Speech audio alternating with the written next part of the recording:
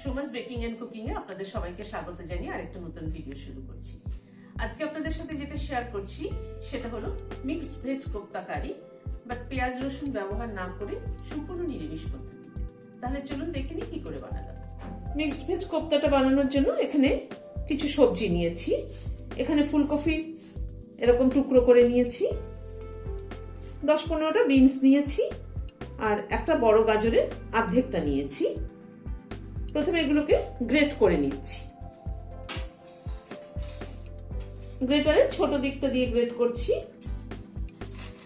এই ফুলটাকে খালি ফুলকপির ফুলটাকে গ্রেট করে নেব।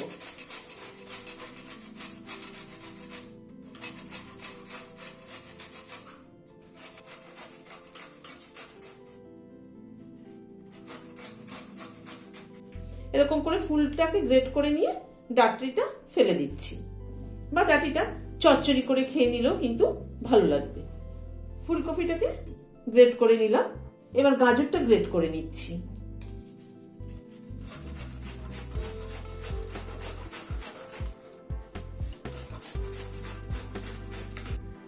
গাজরটাও গ্রেট করে নিলাম। এবার থালাটাকে সরিয়ে দিয়ে এই বিনস কটা কেটে নিচ্ছি।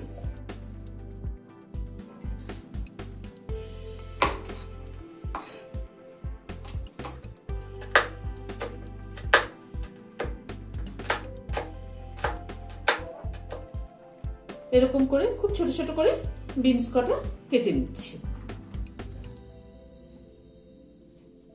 সবজিগুলো সরিয়ে রেখে এখানে একটা বাটি নিলাম। এখানে 1 টিস্পুন থেকে একটু কম জিরের গুঁড়ো দিলাম। এটা রোস্টেড জিরের গুঁড়ো। জিরেটাকে হালকা করে রোস্ট করে গুঁড়ো করে রাখি আমি ঘরে। সেটা দিয়ে রান্না করলে তার ফ্লেভারটা কিন্তু খুব সুন্দর হয়।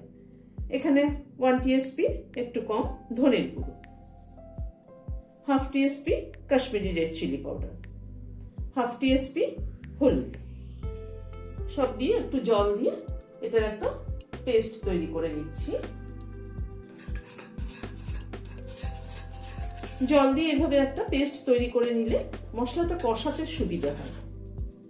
এখানে একটা বাটি নিলাম, এই সবজিগুলোকে এর মধ্যে ঢেলে দিচ্ছি, আমার মাখতে সুবিধে হবে।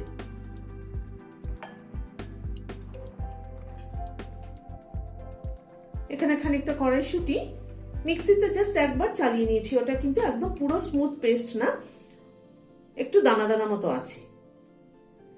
একটু দানা দানা মতো থাকলে মুখে পড়লে খেতে ভালো লাগবে। এখানে 2টো আলু সেদ্ধ করে নিয়েছি, নিয়ে গ্রেট করে নিয়েছি, সেটা দিয়ে দিলাম। আলুটা বাইন্ডিং এজেন্ট হিসেবে কাজ করবে। এখানে 50 গ্রাম পনির গ্রেট করে নিয়েছি, সেটাও দিয়ে দিলাম। পনিরটা অপশনাল, থাকলে দেবেন, না থাকলে স্কিপ করবেন। এখানে 1 টেবিল স্পুন মতো, কারণ আমি টিস্পুনে উঁচু উঁচু করে নিয়েছি, 1 টেবিল স্পুন মতো আদা গ্রেট করে নিয়েছি। আদা কিন্তু পেস্ট না, আদা গ্রেট করে নিয়েছি এই জন্যই যে মুখে পড়লে আদাটা খেতে ভালো লাগবে। এখানে 3টে কাঁচা লঙ্কা কুচি করে নিয়েছি। ঝালটা যার যার পছন্দ অনুযায়ী দেবেন। এখানে চাট মশলা নিয়েছি 1 টিস্পুন, আমচুর পাউডার নিয়েছি 1 টিস্পুন। এখানে রোস্টেড জিরের গুঁড়ো দিলাম 1 টিস্পুন, আর ব্রেড ক্রাম্বস দিচ্ছি 3 টেবিল স্পুন মতো ব্রেড ক্রাম্বস আছে এখানে। সামান্য পরিমাণ একটু হলুদ গুঁড়ো দিয়ে দিলাম। এগুলো একটু মেখে নিচ্ছি। নুনটা আমি পরে অ্যাড করছি, কারণ নুন দিলেই কিন্তু সবজিগুলো থেকে জল ছাড়তে শুরু করবে। সবজিটা একটু মেখে নিলাম, মেখে নেওয়ার পরে আমি নুনটা অ্যাড করছি। এখানে 1 টিস্পুন থেকে একটু কম নুন দিলাম। নুনটা দিয়ে আরেকবার একটু মেখে নিচ্ছি। মাখা হয়ে গেল, এবার চলুন কোপ্তাগুলো বানিয়ে নিই। কড়াইতে সাদা তেল বসিয়েছি। কোপ্তাগুলো হাতে এরকম করে গড়ে ছেড়ে দিচ্ছি।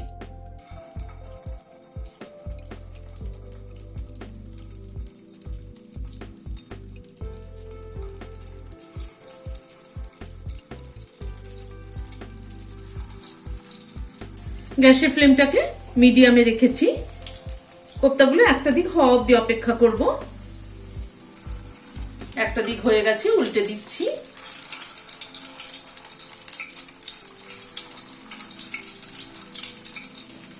কোপ্তাগুলো ভাজা হয়ে গেল। তুলে নিচ্ছি।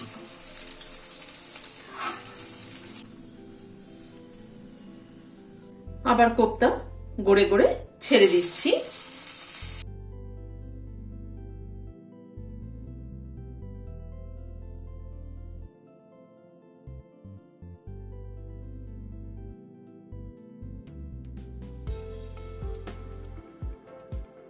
এগুলো ভাজা হয়ে গেল, তুলে নিচ্ছি। সব কোপ্তাগুলো ভেজে নিলাম। এবার চলুন গ্রেভিটা তৈরি করি। তেলে প্রথমে কয়েকটা বড় এলাচের দানা ফোড়নে দিচ্ছি। একটা দারচিনি দিলাম, দুটো এলাচ মাথাটা ফাটিয়ে দিয়ে দিলাম, 3টে লবঙ্গ দিয়ে দিলাম, আর একটা তেজপাতা একটু চিড়ে নিয়ে দিয়ে দিলাম। হাফ টিস্পুন সাদা জিরে দিলাম। এই মশলাটা যেটা পেস্টটা করে রেখেছিলাম সেটা দিয়ে দিলাম।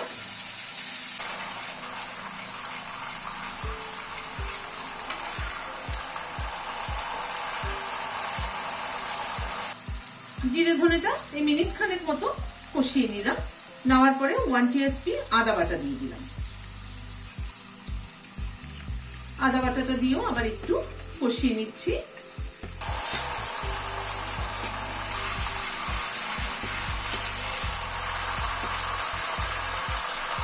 মশলাটা থেকে যে তেল ছাড়তে শুরু করেছে, এখানে টমেটো পেস্ট করে রেখেছি, দুটো দিয়ে দিলাম।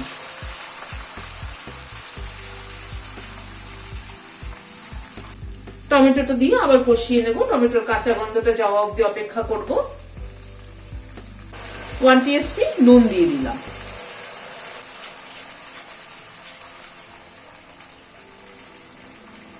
হলুদটা মনে হচ্ছে আর একটু লাগবে, ওখানে আমি হাফ টিস্পুন হলুদ দিয়েছিলাম, আর সামান্য পরিমাণে একটু হলুদ অ্যাড করে দিলাম।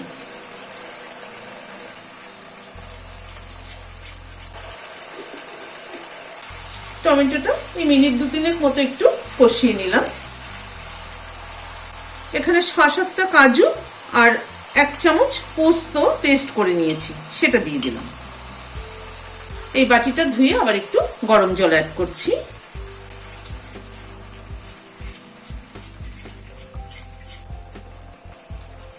কাজু আর পোস্ত বাটাটা দিয়ে আরো মিনিট 2-3 একটু কষিয়ে নিলাম। 1 টিস্পুন চিনি অ্যাড করে দিলাম। মশলাটা থেকে পুরো তেল ছাড়ছে, এবার গরম জল অ্যাড করে দিচ্ছি।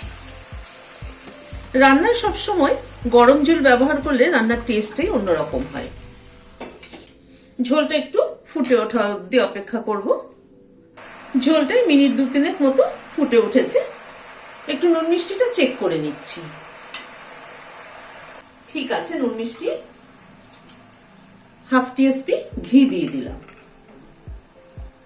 সামান্য পরিমাণে একটু গরম মশলার গুঁড়ো দিলাম, কারণ গরম মশলা আগে একবার ফোড়নে দিয়েছি, এটা খালি জাস্ট ফ্লেভারের জন্য একটুখানি নামানোর আগে দিলাম। 1 টিস্পুন ফ্রেশ ক্রিম দিয়ে দিলাম। দিয়ে গ্যাসের ফ্লেমটা বন্ধ করে দিচ্ছি। এবার গ্রেভিটাকে কোপ্তাগুলোর উপরে ঢেলে দিচ্ছি। উপর দিয়ে গ্রেভিটা ছড়িয়ে দিচ্ছি।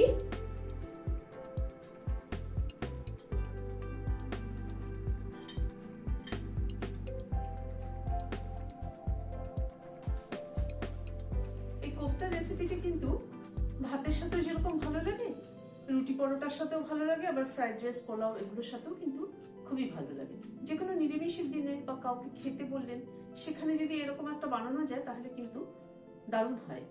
কোপ্তাগুলো ইচ্ছে করলে কিন্তু আগের দিন বানিয়ে ফ্রিজে রেখে দিতে পারেন, পরের দিন গ্রেভিটা করে তার উপরে ঢেলে দিলেন, তাহলে অনেক সহজ হয় ব্যাপারটা আর কি। যদি ভালো লেগে থাকে আমার এই ভিডিওটি, তাহলে লাইক শেয়ার করার অনুরোধ রইল। আর যারা এখনো আমার চ্যানেলটি সাবস্ক্রাইব করেননি, প্লিজ সাবস্ক্রাইব করুন। পাশে যে বেলের সিম্বলটা আছে সেটা কিন্তু অবশ্যই প্রেস করবেন, যাতে আমার পরবর্তী ভিডিও নোটিফিকেশন আপনাদের কাছে পৌঁছে যায়। আজ তাহলে এখানে শেষ করছি।